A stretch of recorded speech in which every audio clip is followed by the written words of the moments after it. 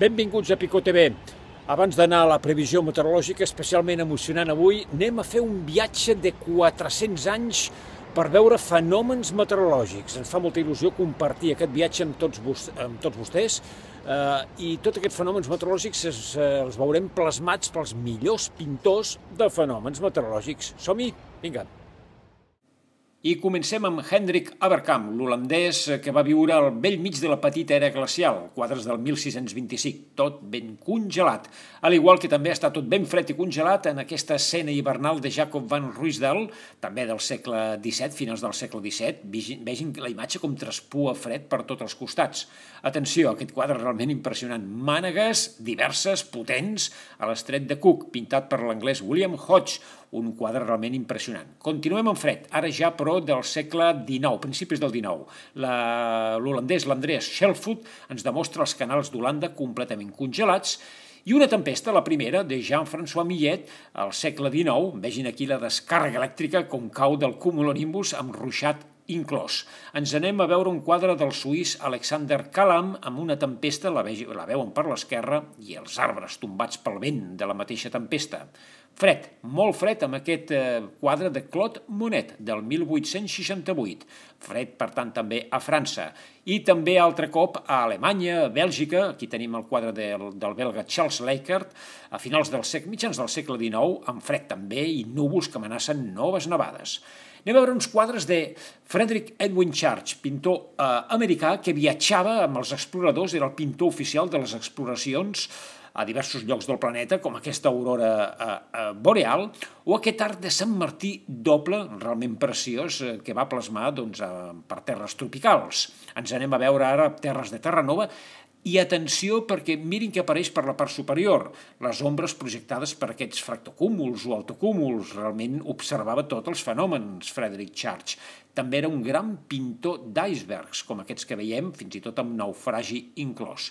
I ara ens anem a l'últim pintor que volíem explicar. Es tracta d'Albert Bierstadt, alemany, però va viure als Estats Units. Mirin quin temporal a la costa de Turquia, quines zones amb restes de naufragi. Aquí també tenim de Bierstadt aquest cel increïble, realment fantàstic, amb uns núvols potents, realment una miqueta exagerat potser. Ens trobem al romanticisme al segle XIX, un altre també cel extraordinari amb nuvolades potents, amb cims de muntanya nevats, una posta de sol increïble, realment espectacular, enmig d'aquest canó, entre muntanyes molt elevades, i acabem amb un quadre preciós també de Terranova, La Porta d'Or, d'Albert Bierstadt. Mirin quins colors, quines onades, quin fins i tot arc de Sant Martí. Maco que recorregut gràcies a aquests pintors. Bé, doncs anem a la previsió. Hi ha canvis substancials. Els aparells més sofisticats així ho indiquen. I els no tan sofisticats, com el mateix Frada, per cert, que està marcant pluja, i això és un higròmetre. Si el desmunta veurem que hi ha un feix de cabells que absorbeixen la humitat més o menys i fa pujar o baixar la vareta. Per tant, és un higròmetre. No indica si farà vent, pluja... Però, en fi, un símptoma més. Anem a veure els mapes, va, que és el que interessa. Primer de tot, aquest és el mapa previst per demà divendres. Canvi de situació radical després de dies i dies parlant de vents de ponent, vents de mestral, situacions tranquil·les, cues de front, molts núvols hem tingut, poca pluja en conjunt, però la situació canvia. Per què? Perquè reforça l'anticicló a l'oest de les Açores, també una altra zona anticiclònica emergeix des de Líbia pràcticament cap a Grècia i Turquia, i entre els dos centres d'acció i l'anticicló d'Escandinàvia, que ja la setmana passada intuïem, segons els models que es formaria, doncs s'escolen les pertorbacions cap a la península Ibèrica, que fa com una mena d'embut. Així doncs tenim una situació força interessant. Demà els vents per fi començaran a ser de component sud, girant fins i tot al vespre cap a sud-est, carregats d'humitat, i les pluges començaran ja a aparèixer aquí, allà. De fet, demà serà un dia d'impàs. Demà tindrem fins i tot estones de sol, alguns núvols, cap a la tarda vespre començaran a augmentar els núvols i, en definitiva, ja serà l'entrada a la nit o matinada de dissabte quan començarien a caure les primeres precipitacions amb aquest sol tan ben marcat. Anem a veure ja el mapa previst per dissabte.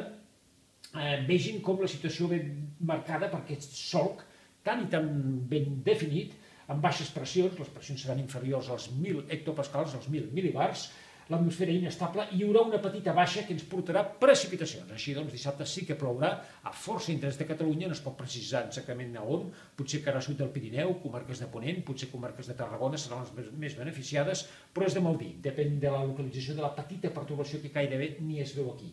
Ambient fred i cota de neu baixant dels 1.400-1.300 metres cap als 1.000, fins i tot 800 metres en alguns indrets, sobretot de la meitat oest, ho anirem seguint. Anem a veure el següent mapa, que és el de precipitacions. Com podem veure, per dissabte, sobretot a partir de migdia tarda, aquestes precipitacions podrien tenir fins i tot puntualment una certa intensitat. Ho anirem seguint, situació interessant, amb uns celatges força macos per poder fotografiar. Esperem. Anem a veure ja el mapa previst per diumenge. Diumenge hi ha una treva, però que durarà poquet. Veuen aquesta pertorbació. De fet, amb el mapa anterior, aquest no, l'anterior, aquí, veuen aquí aquesta inflexió que hi ha per dissabte. Doncs això és l'inici d'una baixa, que és aquesta que veiem per diumenge cap a les 7 del matí. Aquí ja la tenim, ben tancadeta. El problema és que encara som en aquest moment de fer la previsió, això és dijous, per diumenge encara no tenim molt clar el recorregut que farà. Sabem que travessarà la península Ibèrica i cap a on anirà, cap a l'Estret de Gibraltar, cap a València, cap a les Balears, cap a Catalunya. Depèn d'on se situï, ens podria donar força precipitacions, sobretot a partir de la tarda vespre de diumenge, al matí segurament s'aguantaria, o si se'n va més cap a l'est, doncs no tindríem precipitacions. Això encara no ho podem veure, no ho podem assegurar. Ambient força fred.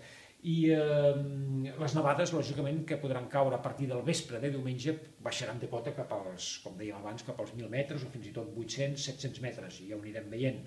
Anem a fer un abans de previsió.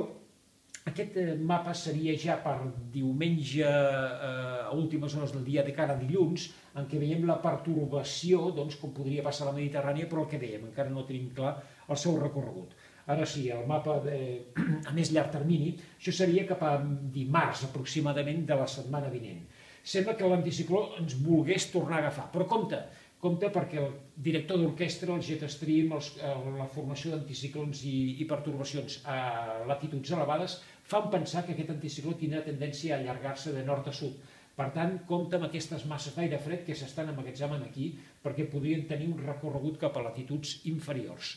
Gran part dels models indiquen que això acabaria així, amb entrades d'aire fred. No sabem si ens afectaran, de quina manera ens afectaran, si podrien ser intenses, però pinta interessant. Això sí, tot ha de seguir la seva evolució. En definitiva, doncs, imatge de precipitacions, per fi, que seran una mica generals de cara a dissabte. Fruïm-les i a veure què succeirà en dies posteriors, perquè la situació és interessant. Adéu-siau.